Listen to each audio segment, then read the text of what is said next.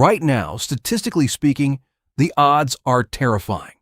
1 in 2 men and 1 in 3 women will be diagnosed with cancer at some point in their lifetime. You probably know someone who has fought it. You might have even lost someone to it. We are told that this is just the tragic reality of being human. We are told that cancer is a natural, unavoidable part of the aging process, a biological glitch that has haunted our species since the dawn of time. But what if I told you that you are being lied to? What if cancer is not a natural human condition at all? What if, for 99% of human history, this terrifying disease was virtually non-existent? Let me take you back to the year 2010. A researcher named Professor Rosalie David from the University of Manchester, along with Professor Michael Zimmerman, embarked on one of the most comprehensive studies of ancient remains ever conducted. They didn't just look at a few bones. They examined hundreds of Egyptian mummies. They analyzed the remains of ancient Greeks, Neanderthals, and early Homo sapiens. They looked at tissues, bones, and ancient medical texts spanning thousands of years, searching for any trace of tumors. If cancer was a natural part of human biology, they should have found hundreds of cases. But out of hundreds of Egyptian mummies, they found exactly 1 case of cancer. 1. And when they looked at the broader fossil record across all of ancient human history, the evidence of cancer was statistically close to 0. Professor Rosalie David concluded with a statement that sent shockwaves through the medical community. She said, "There is nothing in the natural environment that can cause cancer, so it has to be a man-made disease, down to pollution and changes to our diet and lifestyle." Now, the moment this study was published, the modern medical industry pushed back hard. They scrambled to defend the narrative.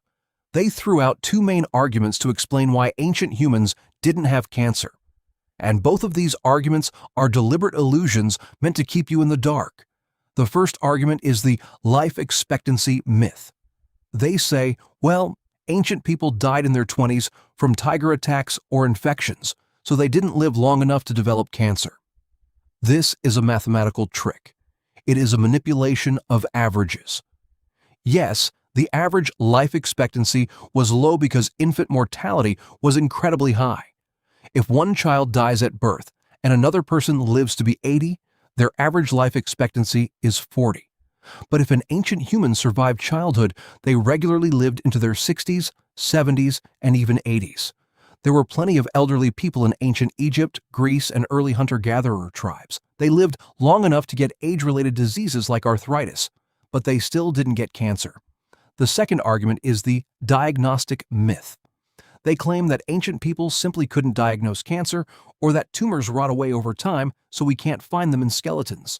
But this is also false. Cancer leaves very distinct permanent marks on bones. Furthermore, ancient Egyptians were brilliant doctors. They performed complex surgeries. They documented hundreds of diseases on papyrus scrolls, and they had specific words for varicose veins, kidney stones, and asthma. But they had no word for cancer. Because you don't need a word for something you never see. So, if ancient humans didn't get it, where did it come from? To understand this, you need to understand what cancer actually is.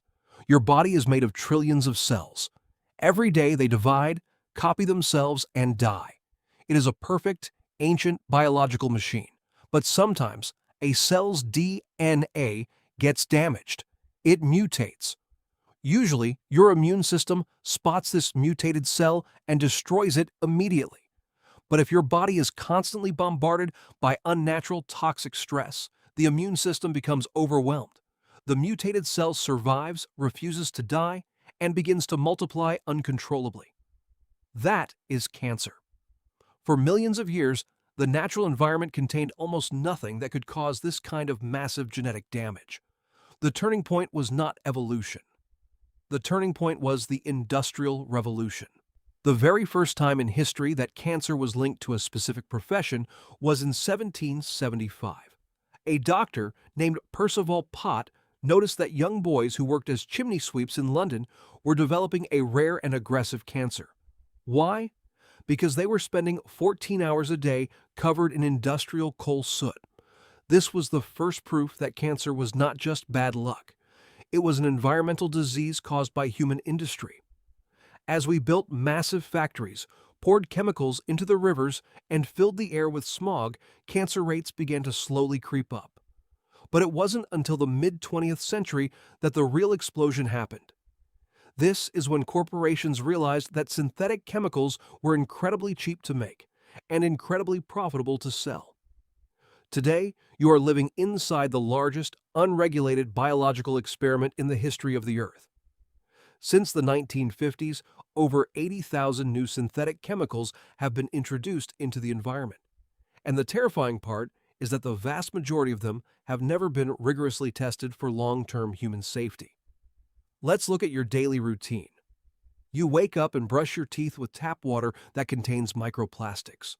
You cook your breakfast in a non-stick pan coated in PFAS, also known as forever chemicals. These chemicals do not break down in nature, and they do not break down in your body. They accumulate in your blood and organs over decades.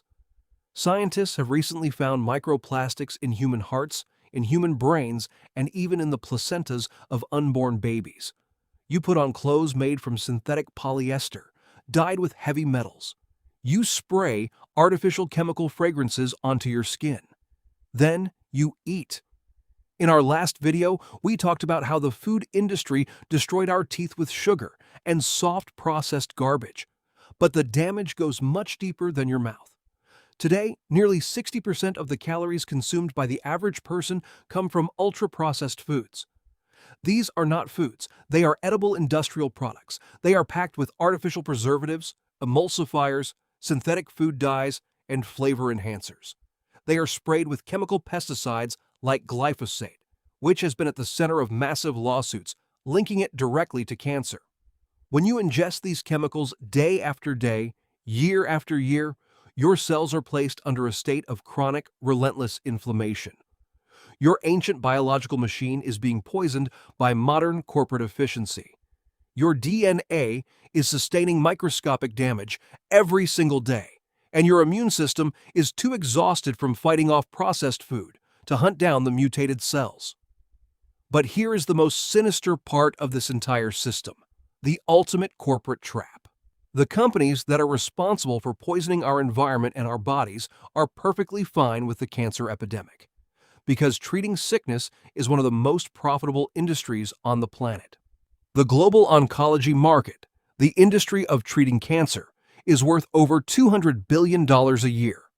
It is projected to reach $400 billion by the end of the decade. A single round of chemotherapy or targeted radiation can cost hundreds of thousands of dollars. The medical industrial complex has absolutely no financial incentive to cure the root cause of this disease, because the treatment itself is a gold mine. And sometimes the conflict of interest is so blatant it is hard to believe. Historically, there have been massive chemical conglomerates that produce the agricultural pesticides known to cause cellular damage, while their sister companies or subsidiaries develop the pharmaceutical drugs used to treat the resulting diseases.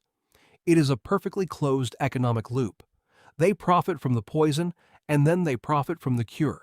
They want you to believe that getting cancer is like getting struck by lightning, a random act of God. Because if you believe it is random, you won't ask questions. You won't look at the ingredients list on your food. You won't demand regulations on industrial chemicals. You won't sue the corporations dumping forever chemicals into the water supply. You will just accept your fate, hand over your life savings to the medical industry, and hope for a miracle. You are not a victim of your genetics. You are a victim of an economic system that treats your body as collateral damage. The ancient humans who roamed the earth 10,000 years ago didn't have MRI machines, they didn't have chemotherapy, and they didn't have modern hospitals. But they had something we have lost. They had a clean, unpolluted environment, and they ate real, untainted food. We cannot abandon modern society and return to the caves.